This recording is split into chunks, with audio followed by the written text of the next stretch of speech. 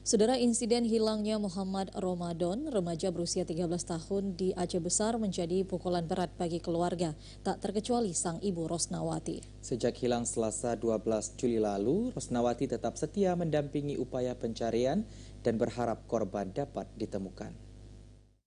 Didampingi sang suami, Rosnawati turut menyusuri pantai wisata Ujung Bate, lokasi hilangnya Muhammad Ramadan pada Selasa 12 Juli lalu.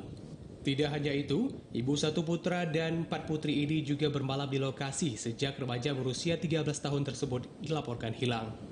Insiden yang menimpa putra semata wayangnya membuat Rosnawati sangat terpukul dan enggan meranjak dari lokasi kejadian hilangnya Muhammad Ramadan.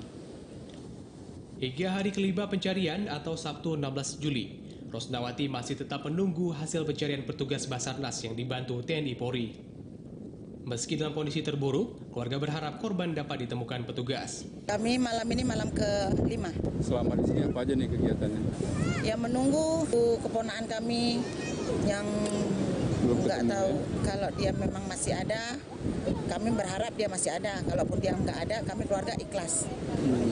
Kak, kalau sebenarnya dia memang sering main kemari atau seperti apa? Sering. Sering memang. Sering. Artinya tempat ini udah nggak asing. Nggak asing gitu ya? sama dia. Kalau berenang dia pandai? Berenang masih belajar berenang kayak gitu.